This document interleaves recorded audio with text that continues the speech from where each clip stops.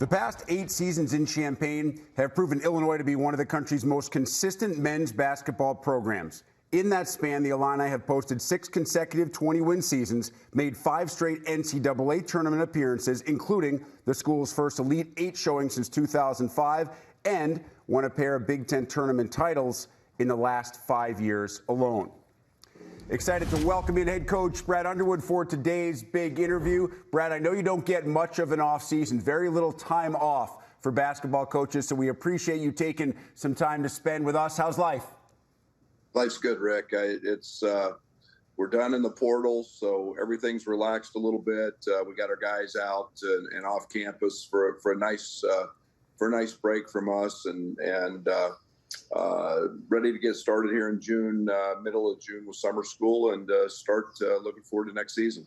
Brad, you brought up the term transfer portal. It's obviously one of the buzzwords, has been the last couple of years in college basketball. Even in this era of transfers and players leaving early to go to the NBA, your teams have remained very consistent. What's been the key to doing that? Yeah, I think making sure you've got the right guys. We've dove very hard into the character issues. It's about gathering information as quickly as possible, finding the right fits, fitting your system. I think the one thing that we tried to do is be very specific with that. You know, we've liked guys with positional size, shooting, and we've tried to make that work and do that with really good guys who care about being a great teammate, and it's been nice for us. I know one of the keys last year was Tommy Ivicic, and now his twin brother Zvonimir, an Arkansas transfer, joins your team. How does his game compare to his brother's? Yeah, they're different from this standpoint. Z's a really quick twitch athlete. He's got good bounce. He's probably better on the defensive end, where Tommy's such an elite passer, proven shooter. I think Z's got to find that consistency. Tommy right now is about 256, 258. Z's about 230. So we got to get some weight on Z. So Tommy's got a physicality maybe right now that Z doesn't have, but Z's very, very twitchy. He was one of the top shot blockers in the SEC, and we're excited to have him. You also added Andrej Stojakovic, a name very familiar to basketball fans, David Mirkovic from Montenegro, and Mihailo Petrovic from Serbia. What was the philosophy for you and your staff in filling the holes left behind by transfers and the obviously couple of guys who were early entries to the NBA draft? Yeah, I think we wanted to get older.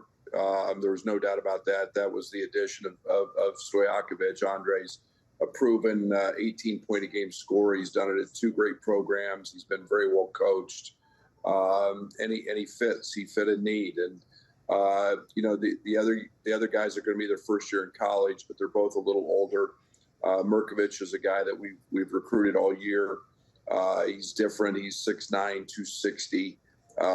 Real high motor, but he fits that bill of being able to pass and shoot. And then you pair that with Kylan Boswell. You pair that with Ty Rodgers coming back, Ben Humerkaus coming back, Jake Davis, and we think we've got a really nice nucleus of guys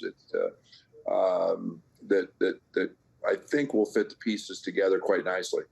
Brad, what's the biggest difference in terms of coaching players with international background versus traditional high school players?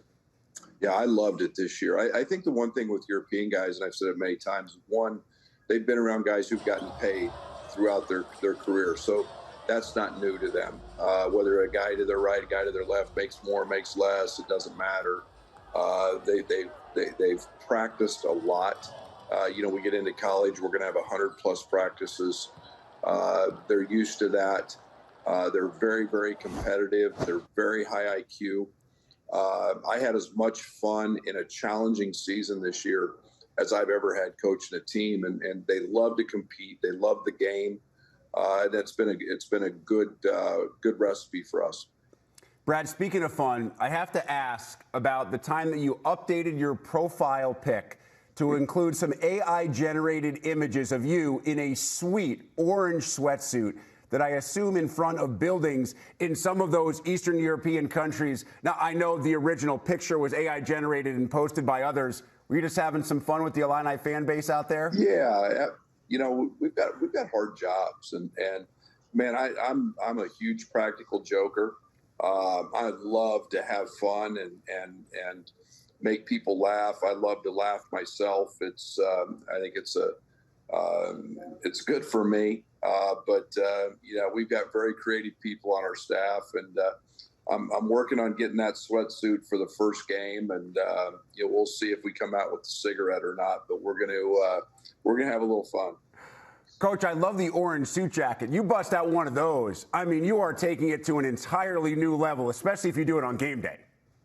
Well, and I've got to have a couple gold chains and got to have the right Peaky Blinders hat, and we'll have some fun. It's such a good group. I'm excited to coach them, and it just so happens they're all Balkans and got a VIC at the end of their name. So we're going to have a lot of fun, and I'll keep all the nicknames short.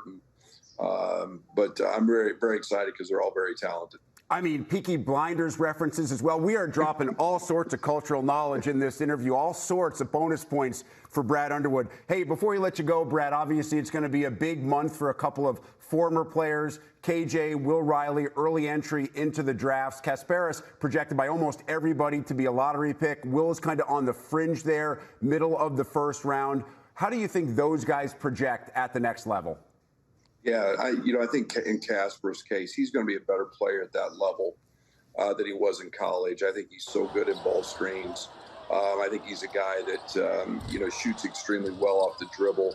Not having the 3 seconds in the paint defensively that they don't have in the NBA will help him.